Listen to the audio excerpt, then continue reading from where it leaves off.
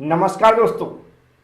आज का सब्जेक्ट है theory of machines and mechanism और इस सब्जेक्ट का जो न्यू सिलेबस है उसके अकॉर्डिंग पहला चैप्टर है केम्स एंड फॉलोअर्स। और आज हम लोग केम एंड फॉलोअर का इंट्रोडक्शन समझेंगे और इनके टाइप समझेंगे। आपको सिर्फ वीडियो पूरा देखना है, जो मैं समझा रहा हूँ उसको ध्यान से सुनना है। चलते हैं आज के टॉपिक को स्टार्ट करते हैं। अब आप लोग ध्यान से सुनेंगे। सबसे पहले किसी टॉपिक को समझना है तो हमारे दिमाग के अंदर जो क्वेश्चन आते हैं यदि उनके आंसर मिल जाएं तो वह टॉपिक जल्दी समझ में आ जाता है। तो पहला क्वेश्चन हमारे दिमाग में यही आता है कि केम एंड फॉलोअर क्या होते हैं। केम एंड फॉलोअर क्या होते हैं? तो इस क्वेश्चन का आंसर आपको मिलेगा कि केम एंड फॉलोअर जो होते हैं वह मशीन के पार्ट्स होते हैं, मशीन के कंपोनेंट होते हैं। तो पहला क्वेश्चन का आंसर हमारे दिमाग में जो था उसका आंसर मिल गया होगा। केम एंड फॉलोअर क्या होते हैं? मशीन के कंपोनेंट होते हैं। तो फिर दिमाग में क्वेश्चन आएगा किस मशीन के कंपोनेंट होते हैं? तो हमें ये भी जानना जरूरी है। तो नॉर्मली हमारे जो इंजन है उनका जो मैकेनिज्म होता है उसके अंदर केम एंड फॉलोअर का उपयोग किया जाता है, जिसके एग्जाम्पल हम लोग लेकर चलते हैं। लेकिन इसके अलावा भी इसके उपयोग हैं। जैसे हमारी जो पेपर कटिंग मशीन है उसमें इसका उपयोग किया जाता है। जो हमारी दीवार घड़ी होती है, वॉल पर टंगी हुई जो वॉच होती है उसमें उपयोग किया जाता है। जो हमारी टेक्सटाइल इंडस्ट्रीज है उसमें जो कताई बुनाई करने वाली मशीनें हैं उनमें उपयोग किया जाता है। जो हमारी लेथ मशीन है उसके अंदर जो ऑटोमेटिक तरीके से चलती है उसका जो मैकेनिज्म होता है उसमें इसका उपयोग किया जाता है। इसके अलावा और भी एग्जाम्पल होते हैं। लेकिन इसके बाद फिर से क्वेश्चन आता है हमारे दिमाग में कि मशीन में उपयोग किया जाता है तो कहाँ पर उपयोग किया जाता है और इसका उपयोग क्यों किया जाता है? तो इसका मैं एक एग्जाम्पल देके अभी समझा रहा हूँ डायग्राम के थ्रू। लेकिन याद रखें अभी तो हम सिर्फ हमारे दिमाग में जो क्वेश्चन चल रहे हैं उनके आंसर मैं देने की कोशिश कर रहा हूँ। इसके बाद जो थ्योरी एग्जाम के लिए हमें कैसे इसको डिफाइन करना है, क्या क्या लिखना है, कैसे इसको एक्सप्लेन करना है, वो अभी मैं समझाऊंगा। सबसे पहले इसका उपयोग कहाँ पर होता है और कैसे होता है, किस मशीन में होता है, वह हम देख लेते हैं। तो ये हमारा इंटरनल कंबशन इंजन है, जिसके अंदर आपने जब ऑटोमोबाइल इंजीनियरिंग पढ़ेंगे तो वहाँ पर आप पढ़ेंगे कि जो हमारा इंजन का हेड होता है वहाँ पर दो वाल्व लगे रहते हैं। यहाँ पर आपको दिख रहा क्या लगे रहते हैं? वाल्व। एक होता है इनलेट, एक होता है एग्जॉस्ट। ये दो वाल्व यहाँ पर लगे रहते हैं, इनलेट और एग्जॉस्ट। ये यहाँ पर यहाँ से क्या होता है, हमारा जो भी पेट्रोल है या फिर एयर है आती है और जो हमारा फ्यूल जलता हुआ यहाँ से निकलता है। अभी आता है और जाता है। इसके बीच में जो यहाँ वाल्व लगे हैं ये बार बार खुलते हैं और बंद होते हैं। क्या होते हैं? खुलते हैं और बंद होते हैं। तो ये जो वाल्व है यहाँ पर जो बार बार खुल रहे हैं बंद हो रहे हैं ऑटोमेटिक तरीके से, यह जो ऑपरेशन हो रहा है वह किसकी बदौलत हो रहा है? ये जो यहाँ पर कैम लगी हुई है आपको दिख रहा है कैम, ये कैम के द्वारा होता है और कैम रोटेट होती है। उससे जो हमारा यहाँ पर जो फॉलोअर लगा वह फॉलो करता, मतलब रोटेट उसके साथ घूमता है। उससे यहाँ पर ये वाल्व क्या होते हैं? ओपन होते हैं और क्लोज होते हैं। एक मैं एनिमेशन डायग्राम है उसके थ्रू पूरा अच्छी तरह समझा देता हूँ कि कैसे ये वर्किंग करते हैं। यहाँ पर कुछ ज़्यादा नहीं समझना, हमें ये समझना कि कैसे काम करता है। तो यहाँ पर जो क्रैंक शाफ्ट होती है, क्या होती है? क्रैंक शाफ्ट होती है। क्रैंक की जो शाफ्ट होती है उस पर कैम यहाँ पर लगा रहता है। शाफ्ट के ऊपर कैम लगा रहता है, इसलिए हम इसको कैम शाफ्ट बोलते हैं। क्या बोलते हैं? कैम शाफ्ट बोलते हैं, क्योंकि जिस शाफ्ट के ऊपर एक कैम लगा हुआ है इसलिए उसका पूरा नाम क्या रख दिया? Cam shaft. अब यहाँ पर जो शाफ्ट लगी हुआ है घूमती है, शाफ्ट लगी है वह घूमती है, शाफ्ट के साथ हमने क्या अटैच कर दिया? कैम। तो वह भी उसके साथ घूमने लगता है, वह उसके साथ घूमता, तो उसके ऊपर अटैच क्या है? यहाँ पर फॉलोअर रहता है। तो फॉलोअर क्या करता है? रेसिप्रोकेटिंग मोशन करता है, मतलब ऊपर नीचे चलता है। ये जैसे ही कैम घूमेगा ये इसके ऊपर नीचे इसकी इस तरह की गति करने से, ऊपर नीचे होने से क्या होता है? ये वाल्व लगे यहाँ पर आपको दिख रहा है, ये वाल्व, ये यहाँ पर जो स्प्रिंग लगी इसकी सहायता से क्या होता है? ये भी ऊपर नीचे होते रहते हैं। जब ये ऊपर नीचे होते हैं उस दौरान ये वाल्व जो यहाँ पर दिख रहा है, ये जो यहाँ पर वाल्व है ये क्या होता है? इस यहाँ पर छेद जो रहता है, होल रहता है, उसको बंद करता है और क्लोज करता है, क्लोज करता है और ओपन करता है। जैसे ही क्या होता है ये नीचे को दबता है, मतलब ये ऊपर को आएगा तो इसका हिस्सा नीचे को आएगा, मतलब ये जो रॉड दिख रही है रॉड टाइप की आपको, ये ऊपर को जाएगी तो ये नीचे को आएगा, तो ये क्या हो जाएगा यहाँ पर ओपन हो जाएगा। ऐसे ही क्या होता है जब ये नीचे को आएगा तो ये वाला ये वाला हिस्सा कैसे हो जाएगा, ऊपर को जाएगा, तो ये क्या हो जाएगा हमारा क्लोज हो जाएगा। इस तरह एक कंटिन्यू शाफ्ट यहाँ पर जो दिख रही शाफ्ट घूमती रहती है, उसके ऊपर कैम घूमता रहता है और कैम जैसा कंटिन्यू घूमता रहता है, उसके साथ ही यहाँ पर ओपन और क्लोज होते रहते हैं। तो ये यहाँ पर इससे हमें एग्जाम में इसके बारे में नहीं लिखना है, एग्जाम में क्या लिखना है मैं आगे बताऊंगा, बहुत फास्ट मैं कर दूंगा इस लेक्चर को कंप्लीट, आप टेंशन न लें, लेकिन आपको थोड़ा बहुत समझ में आ गया होगा। अब चलते हैं हम उस लेक्चर की ओर जो हमें समझना है। अब आप लोगों को जो डेफिनेशन यहाँ पर लिखी है इसी को लिखना है, इसी को मैं समझा देता हूँ, जैसा लिखा हुआ बिल्कुल वैसा ही समझाऊंगा। कैम क्या एक रोटेटिंग मशीन एलिमेंट है, जैसा मैं स्टार्टिंग बता चुका हूँ। रोटेटिंग मशीन एलिमेंट का क्या है, जो कैम यहाँ पर लगा हुआ है ये क्या करता है कंटिन्यू यहाँ पर क्या करता है ऐसा रोटेट करता है, क्या करता है ऐसा रोटेट करता है, ऐसा रोटेट करता रहता है। यहाँ पर देख रहा है ये कैसा जाएगा, ऐसा रोटेट करेगा यहाँ से ऐसा, और ये कंटिन्यू ऐसा रोटेट करता रहता है। कौन, ये वाला हिस्सा, इसे बोलते हैं हम कैम। कैम रोटेट करता है और आगे क्या लिखा है यहाँ पर, ये क्या लिखा फॉलोअर, ये लिखा फॉलोअर। ये जो फॉलोअर है ये कैसे मूव करता है ऐसा, इसका मतलब होता है ये जब रोटेट करेगा तो इसके ऊपर जो रोलर लगा हुआ है ये रोलर घूमेगा, तो रोलर जब घूमता है तो ये क्या होगा, जब ये वाला हिस्सा कहाँ इसके नीचे आएगा तो ये कैसा ऊपर को उठ जाएगा, क्या ऊपर को उठ जाएगा। जैसे ही इस जगह से नीचे को गुजरेगा आगे को बढ़ेगा कौन सा ये हिस्सा, तो ये फिर से कैसा आएगा नीचे आएगा, तो एक बार क्या ऊपर को जाता है फिर एक बार नीचे को आता है। ये जो गति करता है उसको हम क्या बोलते हैं, रेसिप्रोकेटिंग मोशन या ऑस्किलेटिंग मोशन बोलते हैं। जो फॉलोअर है यह ऊपर नीचे, ऊपर जाता फिर नीचे आता, ऊपर जाता नीचे आता, ऊपर जाता नीचे आता, इसको हम क्या बोलते हैं रेसिप्रोकेटिंग मोशन या फिर ऑस्किलेटिंग मोशन।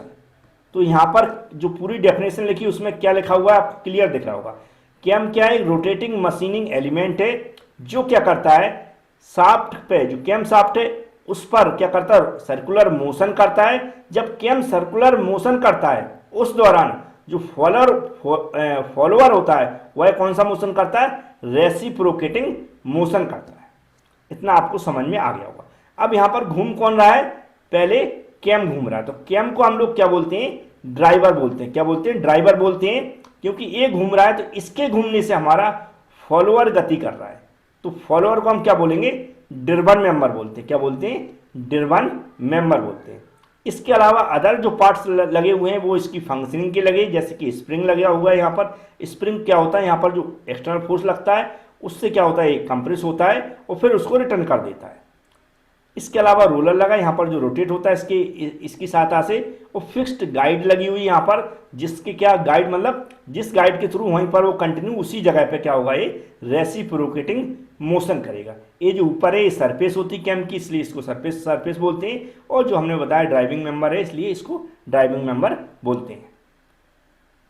अब इसके अलावा ये डिफरेंट टाइप्स के होते हैं, क्या होते हैं डिफरेंट टाइप्स के होते हैं। और एक क्वेश्चन और आता है कि इनके बीच में किस टाइप का पेयर बनता है, क्या किस टाइप का पेयर बनता है, तो इनके बीच में होता है पॉइंट कॉन्टैक्ट। कौन सा पॉइंट कॉन्टैक्ट होता है, पॉइंट कॉन्टैक्ट। इन दोनों के बीच में क्या होता है पॉइंट कॉन्टैक्ट होता है, तो इनके बीच में बनता है हायर पेयर, क्या बनता है हायर पेयर। ठीक है, एक क्वेश्चन भी कई बार पूछा जाता कि इनके जो कैम एंड फॉलोअर है वह किसका एग्जाम्पल है, हायर पेयर का एग्जाम्पल है। अब ये तो नॉर्मल हो गई, वर्किंग भी मैंने समझाने की कोशिश की कैसे वर्क करते हैं, कि इसमें जो शाफ्ट है हमारी घूमती रहती है और शाफ्ट के साथ हमारा कैम घूमता है। कैम जब घूमेगा तो उसके साथ जुड़ा हुआ जो रेसिप्रोकेटिंग जो हमारा फॉलोअर है वह रेसिप्रोकेटिंग मोशन करता है, और उससे हमारे जो इंजन में बॉल्व लगे हैं वह ओपन होते हैं और क्लोज होते हैं। अब चलते हैं इनके डिफरेंट टाइप समझते हैं। सबसे पहले फॉलोअर के टाइप समझेंगे, फिर कैम के टाइप समझेंगे।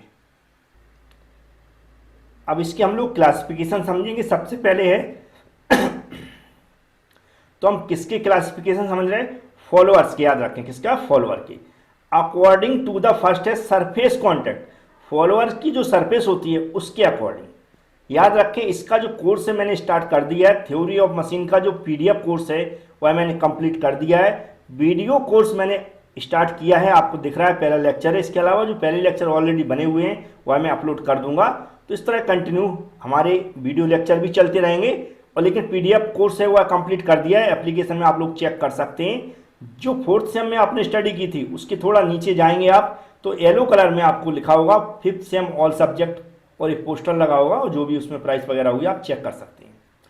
तो सरफेस कॉन्टैक्ट जिद लगा, यहाँ पर लगा एक फॉलोअर बना हुआ है, ये क्या फॉलोअर है, याद रखें।